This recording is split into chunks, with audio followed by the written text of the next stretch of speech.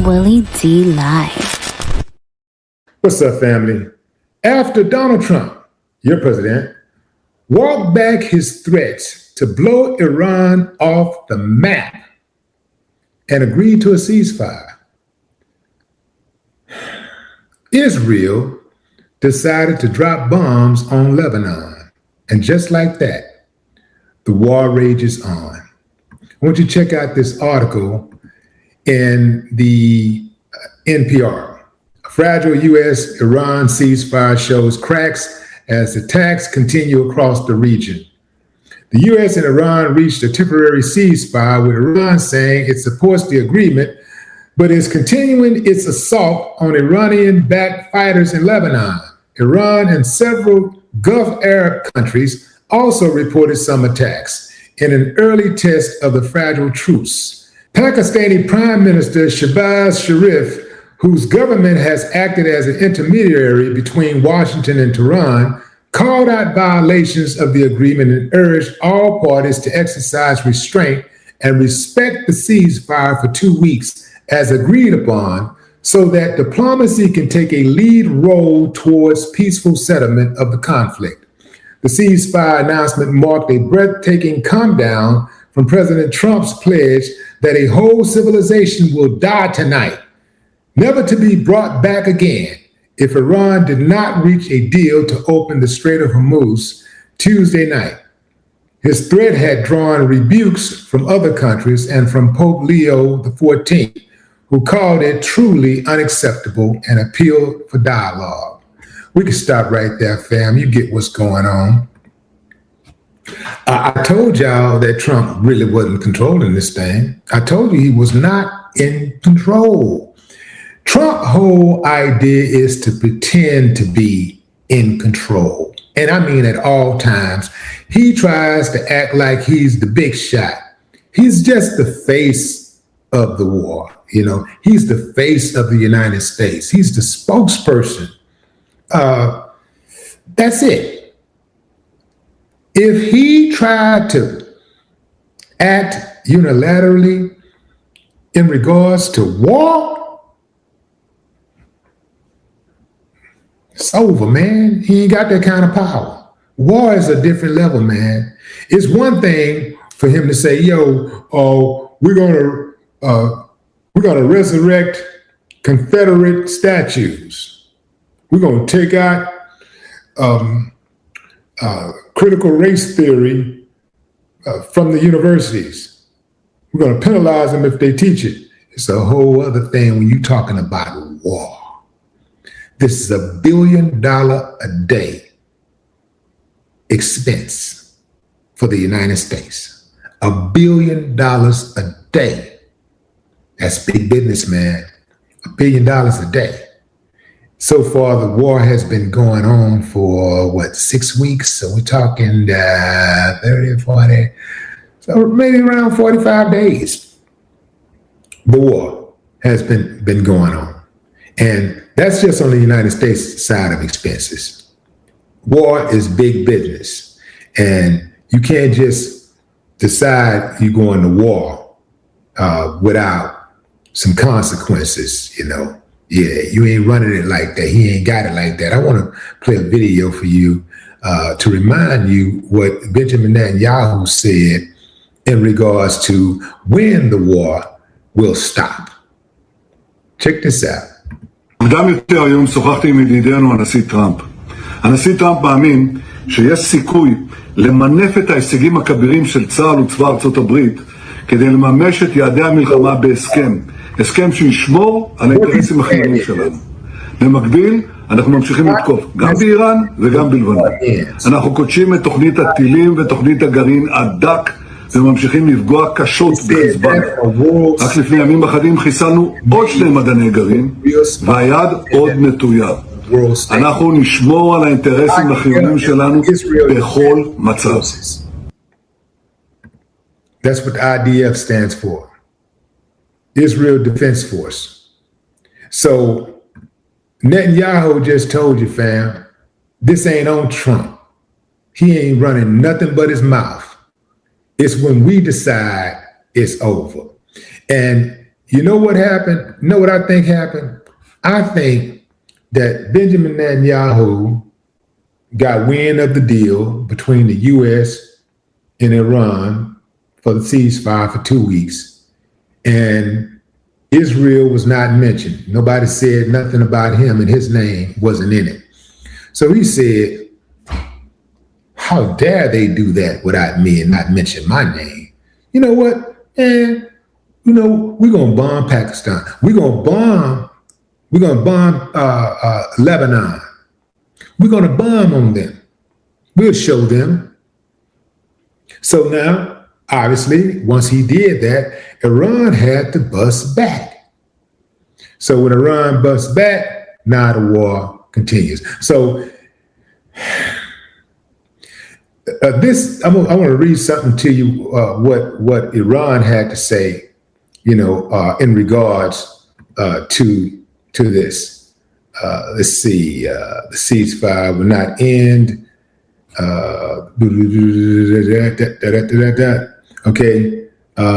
This is not the end of the campaign. The leader told. This is what Benjamin Netanyahu said. First of all, the ceasefire will not be the end of the Iran conflict, and Israel is ready to resume strikes if necessary. Israel's Prime Minister Benjamin Netanyahu said this is not the end of the campaign. He told the press that today. He said, we will have some goals to accomplish, and we will achieve these goals, either from agreement and consensus or from renewal of war, because we are ready to do whatever. It says whenever, but it's actually whatever is necessary. Our finger is on the trigger. Netanyahu used his speech to deny the U.S. had surprised us at the last moment with the deal and denied reports of a rift with Trump over the war, adding, we speak every day. We smile as we hear these comments.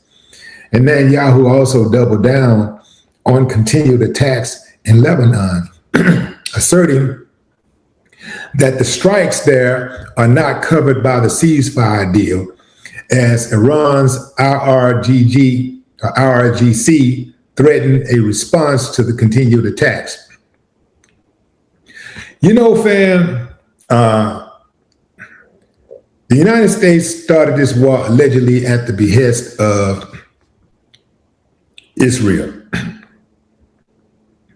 This is Israel's war. America had no business over there messing with those people. Iran's leader said that we're no longer trusting negotiations with the United States or Israel. We're not trusting those negotiations. We'll go forward, but we are going to stay on the defense. We're going to keep our troops prepared. We are going to be ready for any conflict because we no longer trust the United States. I can't blame them. If you're in the middle of negotiations to prevent war, and while you're talking, a bomb drops on your country from the person you're sitting across the table with, why would you trust them?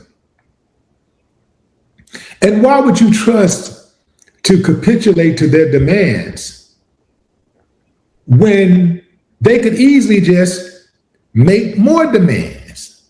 They can make demands and turn around and say, you know what? Now we want this, and we want this, and we want this.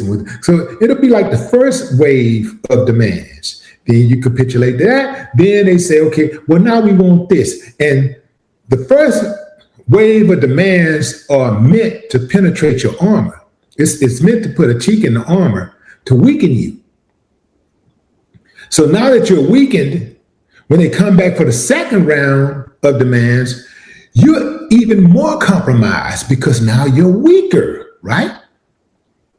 And then what's going to stop them from continuing to make demands until You no longer recognize your country. You no longer control your country. You no longer run your country. Your enemy now runs your country. Israel decided to bomb on Lebanon.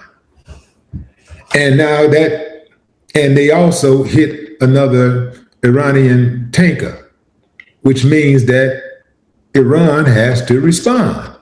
So they're supposed to be having a 2-week ceasefire. Meanwhile, Iran is still fighting the United States, co-sponsor of the war, their co-conspirator of the war, right? That's a really, really sticky situation, because now I'm sitting across from the U.S.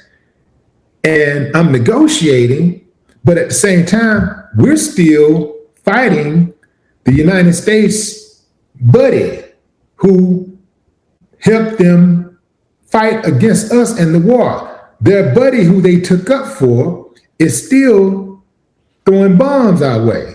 And we're still fighting them while we're negotiating with these guys who are telling us we can handle Israel. We can deal with that. We're going to take care of Israel. Just don't worry about that. We'll get them. He just wants to just da da da. How can you trust that, man? You can't. You can't trust that. I wouldn't trust it. I wouldn't trust it. So it's going to be interesting to see how this plays out. I know one thing that's not going to happen. I know the United States ain't going to be blowing no country off the map. That barbaric stuff right there ain't going to work. That's not going to work.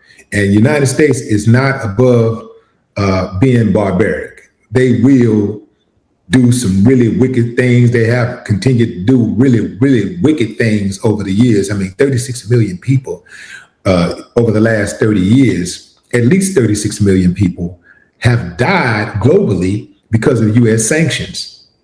That's something people don't talk about. That's that silent killer. That's the one that is not visible. So we don't talk about it. But those countries that scream death to the U.S., they know what's going on. They talk about it. And that's why they scream death to the U.S. They're not screaming death to the U.S. because they're jealous of the U.S. They're screaming death to the U.S. because the U.S. is responsible for many deaths in their countries, thousands, sometimes millions of deaths in their country. People ain't just mad just to be mad. They ain't hating. Those people are out there living their life and doing their thing, and they're not bothering anybody. It's the U.S. who's always got to stick their nose in other people's business. This is Israel's war. This is not the U.S.'s war. This is Israel's war. And I suspect that Israel is as cocky as it is because it knows it has the backing of the United States. But Iran is not alone. So just remember that. Iran is not alone. No more talk.